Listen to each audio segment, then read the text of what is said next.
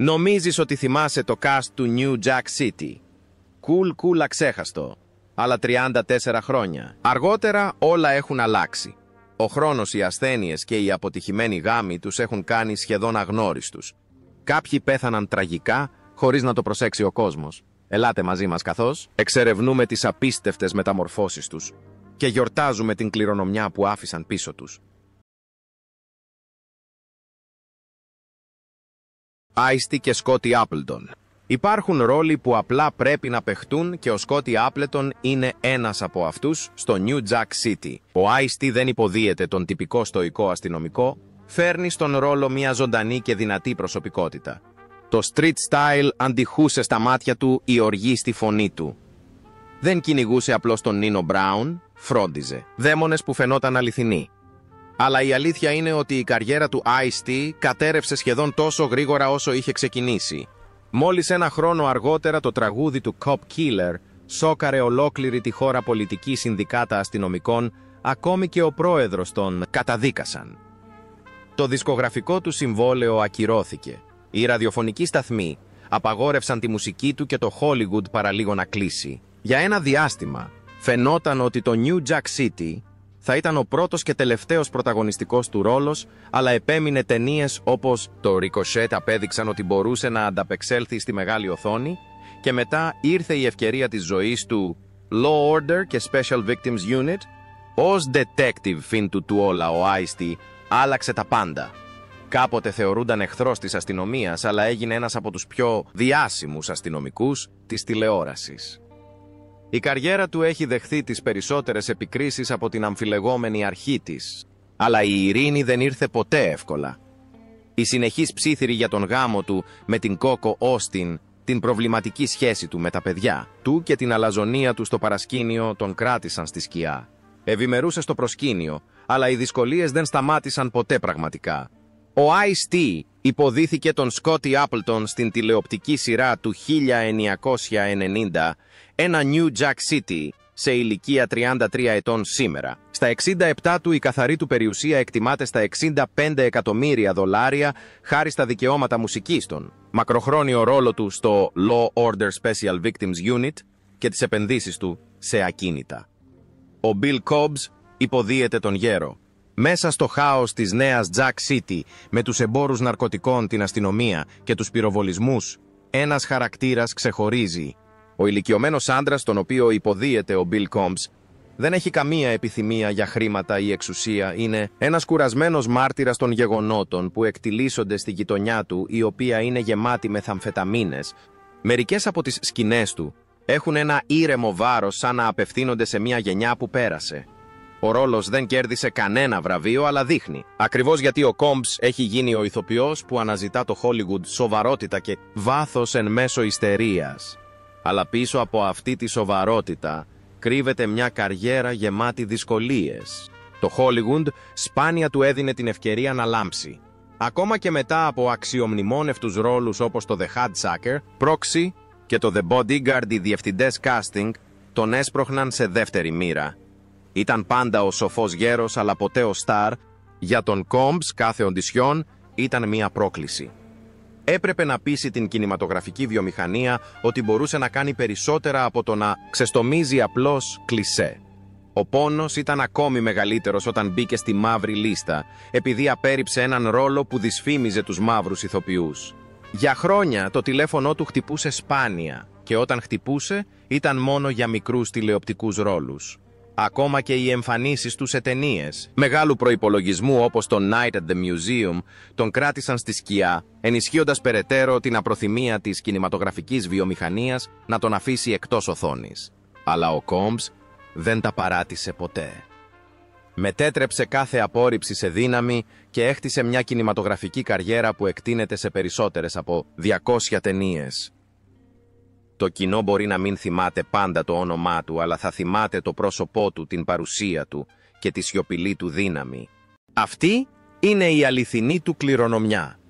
Ο Bill Cobbs υποδίθηκε τον ηλικιωμένο άνδρα στην ταινία του 1990, ένα New Jack City, σε ηλικία 57 ετών. Πέθανε το 2024, σε ηλικία 90 ετών με εκτιμόμενη καθαρή περιουσία $5 εκατομμυρίων. Μάικλ Μισελ ως Σελένα. Η Σελένα είναι κάτι περισσότερο από ένα απλό κορίτσι στη νέα Jack City. Ο Μάικλ Μισελ αποπνέει μια κομψότητα που έρχεται σε πλήρη αντίθεση με τους βάναυσους άντρες γύρω της. Ήταν όμορφη και κομψή, ενσαρκώνοντας την έγλη που συνδεόταν με την αυτοκρατορία της Νίνα Μπράουν. Για τη Μισελ, ο ρόλος ήταν ένα εφαλτήριο για την καριέρα της στο Hollywood. Ωστόσο, αντί για ρόλους, στο κόκκινο χαλί, η καριέρα της σημαδεύτηκε από εμπόδια. Το πρώτο μεγάλο σκάνδαλο που ξέσπασε παραλίγο να τερματίσει τα πράγματα πριν καν ξεκινήσουν. Η Μισελ, η οποία πρωταγωνίστησε στην ταινία του Eddie Murphy Harlem Nights του 1989, απολύθηκε απροσδόκητα και μηνύθηκε ισχυριζόμενη ότι απολύθηκε επειδή απέρριψε τις προτάσεις του Murphy. Το σκάνδαλο προκάλεσε οργή, αλλά διευθετήθηκε αθόρυβα εξοδικαστικά. Αλλά η πικρία παρέμεινε. Το Hollywood ήταν αδίστακτο απέναντι στις ηθοποιούς που αμφισβητούσαν τις δομές εξουσίας του. Η Μισελ περιορίστηκε σε δευτερεύοντες ρόλους που ποτέ δεν ανέδειξαν πραγματικά το ταλέντο της. Διαγωνίστηκε και εξασφάλισε τηλεοπτικούς ρόλους, εμφανιζόμενοι σε σειρές όπως το Emergency και αργότερα το Dynasty. Ωστόσο, αυτά τα έργα ήταν βραχύβια σειρές. Ακυρώθηκαν σενάρια, ξαναγράφτηκαν και η Μικέλε συχνά βρισκόταν στη σκιά. Θεωρητικά ήταν ένα ανερχόμενο αστέρι, αλλά στο παρασκήνιο πάλευε με μια βιομηχανία που δεν ήξερε τι να την κάνει. Τα προβλήματά της δεν περιορίζονταν στην επαγγελματική της ζωή. Η Μισελ διαγνώστηκε με σύνδρομο πολικιστικών οοθικών PKOS, το οποίο προκαλεί αύξηση βάρους και ακμή δύο παθήσεις, για τις οποίες το Hollywood συχνά αποδίδει στις γυναίκες που τερματίζουν την καριέρα τους. Ενώ οι άνδρες ηθοποιοί μπορεί τελικά να αναλάβουν ρόλους, η Μισελ κρίθηκε για την εμφάνισή της και τα προβλήματα υγείας υπονόμευσαν την αυτοπεποίθηση και τις ικανότητές της. Ο Μάικλ Μισελ υποδίθηκε τη Σελένα στην ταινία του 1990, ένα New Jack City, σε ηλικία μόλις 25 ετών. Τώρα στα 59 της, η καθαρή της περιουσία εκτιμάται στα $5 εκατομμύρια. Δολάρια, τα οποία προέρχονται από την υποκριτική της διαφημίσεις και την τηλεοπτική της δουλειά, απόδειξη ότι επέμεινε σε έναν δύσκολο τομέα παρά τις δυσκολίες. Bill Nunn ως Do-Do-Do-Do. Ο ρόλος του Bill Nunn ως Do-Do-Do-Do στο New Jack City δεν ήταν ακριβώς λαμπερός, αλλά παρ' όλα αυτά ήταν αξέχαστο.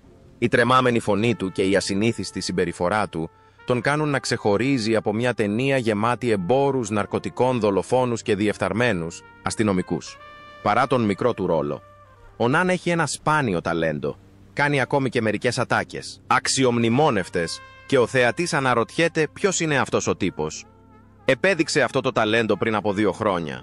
Ο Ναν έγινε είδωλος στην ταινία του 1989 Do the Right Thing, σε σκηνοθεσία των Radio Rahim και Spike Lee.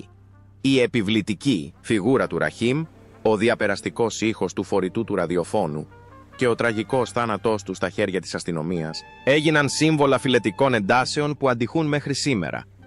Ενώ ο ρόλος τον εκτόξευσε στη φήμη, τον παγίδευσε επίσης σε στερεότυπα. Το Hollywood του προσέφερε συνεχώς τους ίδιους ρόλους, μεγάλους τρομακτικούς σιωπηλούς ή μονότονους μαύρους άνδρες. Πρωταγωνίστησε στις ταινίες Sister Act 1909 και About Henry 1909, αλλά αυτά τα έργα δεν του έδωσαν πολλές ευκαιρίες να αξιοποιήσει πλήρως τις δυνατότητές του. Λαχταρούσε πολύπλοκους και ποικίλους ρόλους. Αλλά αυτά που κατάφερε να αποσπάσει ήταν μόνο αποσπάσματα. Στο παρασκήνιο μια βαθύτερη πάλι βρισκόταν, σε εξέλιξη. Ο Ναν πάλευε με χρόνια κατάθλιψη για το μεγαλύτερο μέρος της ζωής του, αν και σπάνια μιλούσε για αυτήν δημόσια. Οι φίλοι του θυμούνται τη συμμετοχή του στην κοινότητα του Πίτσμπουργκ, την υποστήριξή του σε προγράμματα για νέους και στο θέατρο. Η υποκριτική του έφερε την προσοχή, αλλά όχι την ηρεμία. Κάθε φορά που τον επικρίνανε του υπενθύμιζαν τις αδυναμίες του επαγγέλματος. Η νοημοσύνη, η αίσθηση του χιούμορ και η ευαισθησία του σπάνια εμφανίζονταν στην οθόνη. Αντιμετώπισε την πιο δύσκολη μάχη του στα τελευταία χρόνια της ζωής του. Το 2015 διαγνώστηκε με λευχαιμία και επέλεξε τη σιωπή αντί της δημόσιας συμπάθειας. Συνέχισε να εργάζεται διακριτικά, υποστηρίζοντας νέους καλλιτέχνες, περνώντας χρόνο με την οικογένειά του και συμμετέχοντας σε κοινωνικές δραστηριότητες. Παρά την επιδεινούμενη υγεία του, διατήρησε την αξιοπρέπειά του και ποτέ δεν έδειξε στον κόσμο τα βάσανά του. Όταν πέθανε το 2016, πολλοί που δεν γνώριζαν την ασθένειά του σοκαρίστηκαν. Ο Μπιλ Ναν υποδίθηκε τον άνθρωπο-φάντασμα στην ταινία του 1990, ένα New Jack City, σε ηλικία 38 ετών. Πέθανε το 2016 σε ηλικία 62 ετών, αφήνοντας πίσω του μια εκτιμόμενη καθαρή περιουσία, $1,5 εκατομμύρια. Ο Τζέικ Λαμότα υποδίθηκε τον γκάνγκστερ, έχοντας κινηματογραφικά δικαιώματα, ένα ιστορικό σπίτι στο Πίτσμπουργκ και ακυκλοφόρητα θεατρικά έργα που αποκάλυψαν μια δημιουργική φωνή που το Χόλιγουντ δεν του επέτρεψε ποτέ να εκφράσει πλήρως.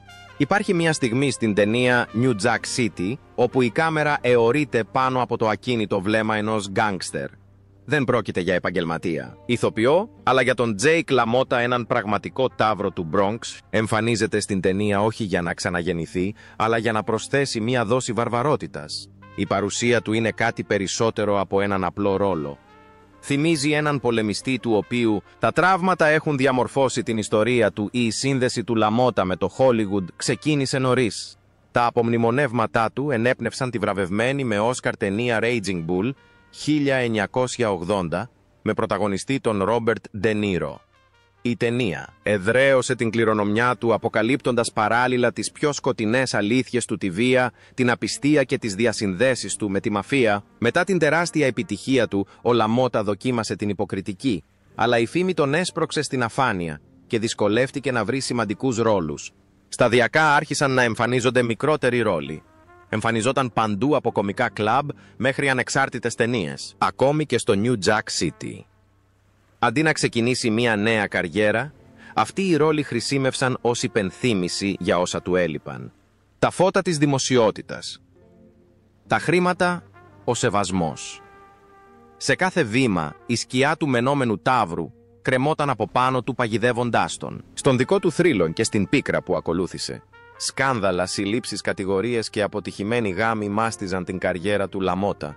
Το κοινό έβλεπε περισσότερη βία στη ζωή του παρά υποκριτικό ταλέντο. Όταν κυκλοφόρησε η ταινία New Jack City, ο ηθοποιός βρισκόταν ήδη σε ύφεση, προσκολλημένος σε ρόλους guest, που του απέφεραν χρήματα, αλλά ποτέ δεν του έσωσαν τη ζωή. Ο Τζέικ Λαμότα υποδίθηκε έναν γκάνγκστερ στην ταινία New Jack City το 1991 σε ηλικία 69 ετών. Πέθανε το 2017 σε ηλικία 95 ετών με εκτιμόμενη καθαρή περιουσία $1 εκατομμύριο.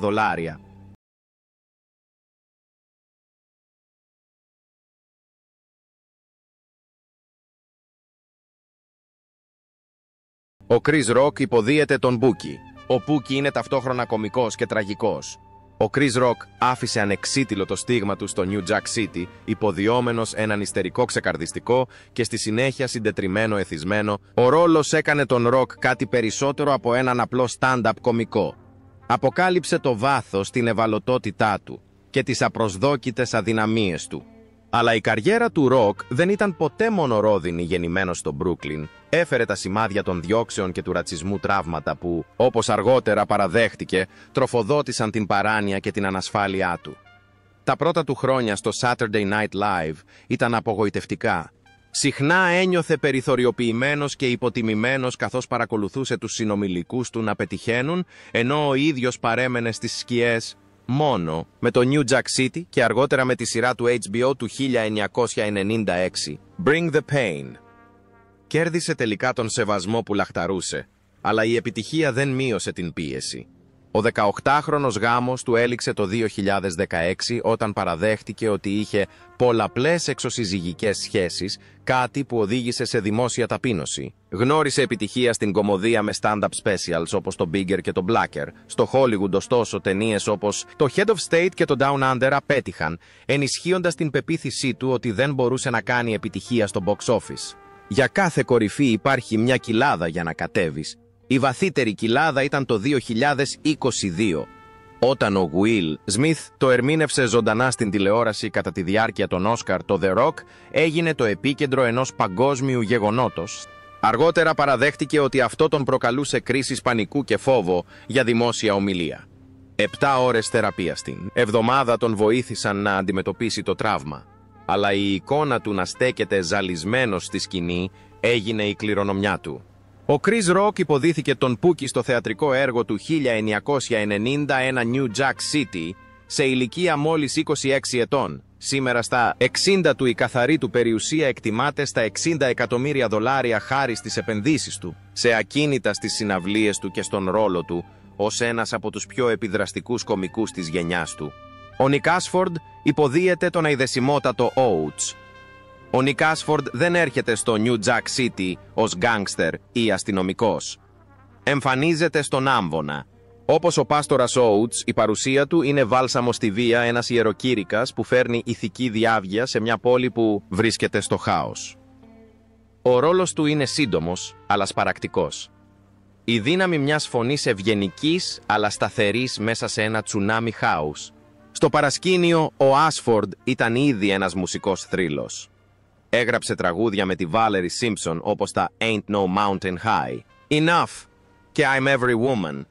Αλλά το Hollywood και η μουσική βιομηχανία έχουν τη συνήθεια να παραγωνίζουν ακόμη και τα πιο λαμπρά ταλέντα. Οι δισκογραφικές εταιρείες έδιναν προτεραιότητα στον τραγουδιστή, αφήνοντας τους Άσφορντ και Σίμψον να αγωνιστούν για την αναγνώριση και τα δικαιώματα. Έπειτα ήρθε η προδοσία. Στις αρχές της δεκαετίας του 1970, μια οικονομική απάτη τον άφησε ουσιαστικά άστεγο. Ενώ τα τραγούδια του παίζονταν σε ραδιοφωνικούς σταθμούς σε όλο τον κόσμο, ο ίδιος ο Άσφορντ ζούσε στο υπόγειο μιας εκκλησίας αγωνιζόμενος να ανακτήσει την αρχική του μορφή. Μια σκληρή ηρωνία. Ο συγγραφέας μερικών από τα πιο εμπνευσμένα ερωτικά τραγούδια της Motown ζούσε σε απόγνωση. Η δεκαετία του 1980 παραλίγο να τον ξαναπιάσει. Ο εθισμός στην κοκαίνη απειλούσε τον γάμο του και οι συνεχείς περιοδίες κατέστρεψαν την οικογένειά του. Όταν διαγνώστηκε με καρκίνο του λαιμού στα γεράματά του, η ασθένεια του στέρισε το ένα πράγμα για το οποίο τον γνώριζε ο κόσμος, τη δυνατή φωνή του. Η ψυχική του ανθεκτικότητα ήταν αξιοσημείωτη, αλλά ο πόνος ήταν ακόμα εκεί. Ο Νικ Άσφορντ υποδίθηκε τον πάστορα Oates στην ταινία του 1991 New Jack City σε ηλικία 49 ετών. Πέθανε το 2011 σε ηλικία 69 ετών με εκτιμόμενη καθαρή περιουσία $15 εκατομμυρίων συμπεριλαμβανομένων των δικαιωμάτων από τη μουσική του και το εμβληματικό μπαρ του στη Νέα Υόρκη, Μάριο Βαν Πίμπλς ως Detective Stone. Το New Jack City μας συστήνει όχι μόνο την αυτοκρατορία του Νίνο Μπράουν, αλλά και τον Detective Stone, έναν αδίστακτο αστυνομικό που δεν τα παρατάει με τίποτα τους κακούς. Ο Μάριο Βαν Πίμπλς υποδίεται τον χαρακτήρα με ακλόνητη αυτοπεποίθηση, αλλά ο πραγματικός κίνδυνος βρίσκεται εκτός οθόνης. Σκηνοθετεί ολόκληρη την ταινία.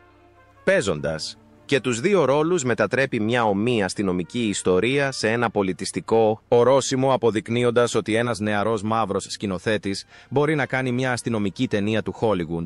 Αλλά η επιτυχία του είχε υψηλό τίμημα. Το Hollywood δεν αγκάλιασε πλήρως την εισπρακτική επιτυχία της ταινίας όταν σκηνοθέτησε το Pose 1933, ένα πρωτοποριακό western noir. Απορρίφθηκε από τους κριτικούς και κρίθηκε υπερβολικά πολιτικό από τα στούντιο. Αυτό που θα έπρεπε να ήταν μια πρωτοποριακή επιτυχία για τον Van Peebles μετατράπηκε σε οικονομική απογοήτευση, αφήνοντάς τον απεγνωσμένο για μια ακόμη μεγάλη επιτυχία. Η ίδια μοίρα περίμενε και τον Πάνθηρα 1995.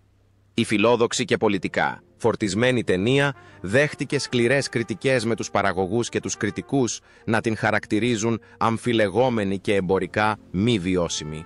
Αντί να ανοίξει πόρτες στο Hollywood, τις έκλεισε, αφήνοντας τον Van Peebles σε έναν φαύλο κύκλο ανταγωνισμού για χρηματοδότηση και σεβασμό. Το καλλιτεχνικό του ταλέντο ήταν προφανές, αλλά το Hollywood δεν του έδωσε τον χώρο να ακμάσει, και το γεγονός ότι κληρονόμησε την κληρονομιά του πατέρα του έκανε τα πράγματα ακόμα πιο δύσκολα.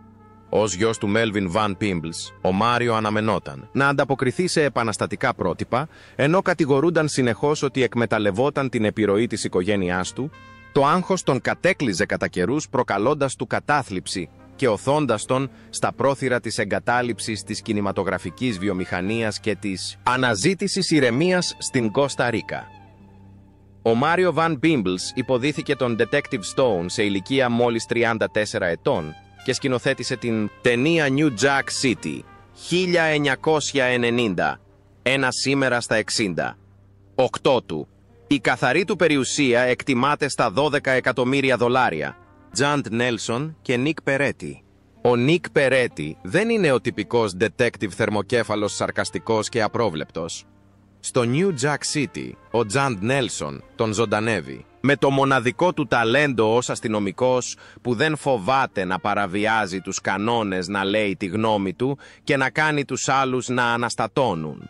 Η χημεία μεταξύ αυτού και του χαρακτήρα που υποδίεται ο Ice-T, Scotty Appleton, πρόσθεσε δράμα και χιούμορ σε μια ήδη τεταμένη ταινία. Ήταν μια ευκαιρία για τον Νέλσον να αποτινάξει την εικόνα του εφηβικού ειδόλου της δεκαετίας του 80 και να αποδείξει ότι μπορούσε να αναλάβει πιο σκοτεινούς, πιο ώριμους ρόλους. Αλλά το Hollywood είναι αδίστακτο, ειδικά όταν πρόκειται για ηθοποιούς που δεν ανταποκρίνονται στις προσδοκίες. Η καριέρα του Νέλσον έφτασε σε ένα απόγειο μετά την επιτυχία του στη σειρά Puppy, με ταινίες όπως το The Breakfast Club και το St. Elmo's Fire. Τα στούντιο περίμεναν ότι θα παρέμενε ένα επαναστατικό είδωλο για πάντα, και όταν προσπάθησε να επανεφεύρει τον εαυτό του, συνάντησε αντίσταση. Ταινίες όπως το Blue City απέτυχαν οι κριτικές, ήταν χλιαρές και οι παραγωγοί άρχισαν να ψιθυρίζουν ότι ήταν ένας δύσκολος ηθοποιός, αντί να χρησιμοποιήσει τη φήμη του για να χτίσει αξιοπιστία. Ο Νέλσον έγινε παράδειγμα του πόσο γρήγορα η κινηματογραφική βιομηχανία μπορεί να ξεφορτωθεί τα εικονίδια της. Η δεκαετία του 1990 αποκάλυψε τις αδυναμίες του.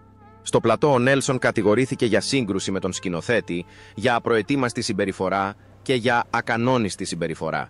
Οι δαίμονές του, ο εθισμός του, η εξάντληση και οι απερίσκεπτες αποφάσεις του άρχισαν να καταπνίγουν το ταλέντο του. Νοσηλεύτηκε 2 φορές για νευρικούς κλονισμούς. Ο τύπος που κάποτε ήθελε να τον επενέσει τώρα, τον παρουσιάζει ως έναν ηθοποιό που αγωνίζεται, ωστόσο εξακολουθεί να έχει στιγμές ανθεκτικότητας. Ο ρόλος του στο New Jack City απέδειξε ότι μπορεί να διαχειριστεί αστυνομικά δράματα. Αργότερα τηλεοπτικοί ρόλοι όπως το Σουδένλι Σούζαν του εξασφάλισαν ένα σταθερό εισόδημα και την ευκαιρία να αναδείξει την κομική του πλευρά. Εργαζόταν τακτικά, αλλά απέφευγε τα φώτα της δημοσιότητας, ζώντας μια απομονωμένη ζωή στο Λος Άντζελες, περιποιούμενος τις πληγές του και χτίζοντας τη φήμη ενός παρορμητικού φλογερού επαναστάτη. Το 1991 σε ηλικία 31 ετών, ο Τζαντ Νέλσον υποδίθηκε τον detective Nick Peretti στη σειρά New Jack City. Στα 66 του χρόνια η καθαρή του περιουσία εκτιμάται στα $4 εκατομμύρια, κυρίως χάρη στα δικαιώματα από κλασικές ταινίες της δεκαετίας του 1980 και οικογενειακές επενδύσεις, παρά από διαφημίσεις του Hollywood.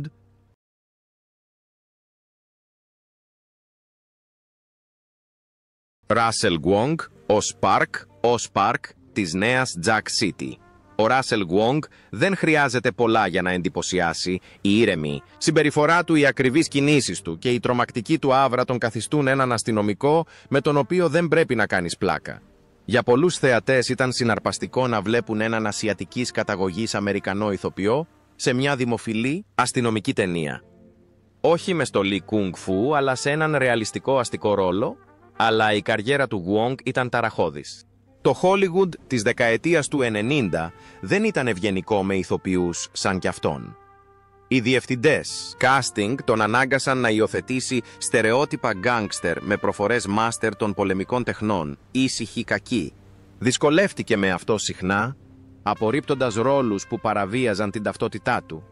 Αυτό το θάρρος του κόστισε τη δουλειά του και πάλευε ανάμεσα στην επιβίωση και την αξιοπρέπεια. Η μεγαλύτερη επιτυχία του ήρθε με την ταινία «Άσωτος Υιός» 1994, στην οποία έγινε ένας από τους πρώτους ηθοποιούς ασιατικής καταγωγής που έπαιξαν πρωταγωνιστικό ρόλο σε τηλεοπτική σειρά prime time. Για ένα διάστημα φαινόταν ότι μια ανατροπή ήταν εφικτή.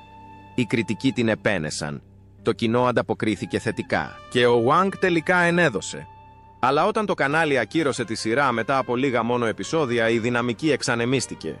Αυτό που φαινόταν σαν επανάσταση κατέληξε να χρησιμεύσει ως υπενθύμηση της σύντομης διάρκειας προσοχής του Hollywood. Μετά από αυτή την αποτυχία, ο Wong Kar-wai δεν ανέκτησε ποτέ την παλιά του δόξα, ενώ άλλοι έπαιρναν. Franchise αυτός ταλαντευόταν μεταξύ μικρότερου ρόλου και ανεξάρτητων έργων. Επειδή δεν είχε καλή εκπροσώπηση στο Hollywood, το ταλέντο του σπάνια έλαβε την αναγνώριση που του άξιζε. Ο γάμος του τελικά διαλύθηκε και έζησε μια πιο ήσυχη ζωή, διδάσκοντας πολεμικές τέχνες, αφιερώνοντας τον εαυτό του στη φωτογραφία και ζώντας μεταξύ Λος Άντζελες και Ασίας. Ο Ράσελ Γκουόγκ υποδίθηκε τον Μπάρκ στην ταινία του 1991 New Jack City σε ηλικία μόλις 28 ετών. Τώρα στα 62 του, η καθαρή του περιουσία εκτιμάται ότι κυμαίνεται μεταξύ 100.000 και $1.000.000. Ζει με μέτρια ζωή και είναι ένας από τους πρωτοπόρους που ακόμη και με μεγάλες θυσίες αμφισβήτησαν τα στερεότυπα του Hollywood. Η Βανέσα Α. Williams υποδίεται την Κέισα. Στο New Jack City, η Κέισα είναι η αδίστακτη υπολοχαγός του Νίνο Μπράουν, μια γυναίκα που κουβαλάει όπλο με την ίδια ευκολία που κουβαλάει και τον εαυτό της. Η Βανέσα Ατέτσα Williams υποδίθηκε την Κέισα απειλητικά, τοποθετώντας την ως μία από τις λίγες γυναίκες δολοφόνους σε έναν ανδροκρατούμενο κόσμο. Για την Williams ήταν η ευκαιρία μιας ζωής να αποδείξει στο Hollywood ότι μπορούσε να φέρει δύναμη και βαρβαρότητα στην οθόνη. Αλλά η καριέρα της σύντομα αντιμετώπισε μια από τις πιο παράξενες κατάρες της showbiz, το επώνυμό της.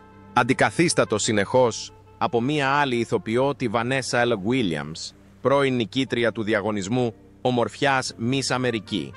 Οι διευθυντές casting άλλαζαν ρόλους, οι οντισιόν ήταν καταστροφικές και χάθηκαν πολλές ευκαιρίες. Αυτό που είχε αποτελέσει εφαλτήριο για έναν ρόλο στο New Jack City μετατράπηκε σε αγώνα για αναγνώριση. Μια νομική διαμάχη με την SAG για τη χρήση του ονόματός της κράτησε χρόνια και μέχρι να τελειώσει, οριστικά η δυναμική της είχε εξασθενήσει. Η μεγάλη της επιτυχία ήρθε το 1997 με την ταινία Soul Food. Ως Μάξιν έλαβε επιτέλους την αναγνώριση που της άξιζε θετικές κριτικές, μια πιστή βάση θαυμαστών και έναν ρόλο που έδειξε το βάθος της πέρα από τη βιαιότητα ενός θρίλερ δράσης. Αλλά αντί να τον βοηθήσει να βρει σταθερή δουλειά η βιομηχανία, τον εγκατέλειψε ξανά. Μετά, το Soul Food το τηλέφωνο του σίγησε. Δεν δέχτηκε καμία προσφορά εργασίας και βυθίστηκε οδυνηρά στη λύθη. Πίσω από τη σιωπή κρυβόταν ο πόνος. Η Williams πάλευε με αδιάγνωστη διαταραχή, μετατραυματικού στρες, PTSD και κατάθλιψη, ενώ μεγάλωνε μόνη της δύο παιδιά. Κουβαλούσε μαζί της τον πόνο μιας δύσκολης παιδικής ηλικίας και ενός αποτυχημένου κακοποιητικού γάμου. Μετά από μια ακόμη σχέση, δεν είχε απομείνει τίποτα. Η κάποτε πολλά υποσχόμενη καριέρα του ήταν πλέον μια ανάμνηση που σώζεται μόνο από τα δικαιώματα και την αφοσίωση των θαυμαστών του. Το σύστημα του Hollywood τον είχε απογοητεύσει και το προσωπικό τραύμα είχε αφήσει το στίγμα του στη ζωή του. Η Βανέσα Α. Williams υποδίθηκε την Κέισα στην ταινία του 1990 ένα New Jack City, όταν ήταν μόλις 28 ετών. Τώρα στα 62 της η καθαρή της περιουσία εκτιμάται στα $2 εκατομμύρια, τα οποία προέρχονται από κινηματογραφικά δικαιώματα, ένα σπίτι στην Ατλάντα και εμπειρία στην ερμηνεία, κάτι που απέχει πολύ από την καριέρα που αρχικά είχε σκοπό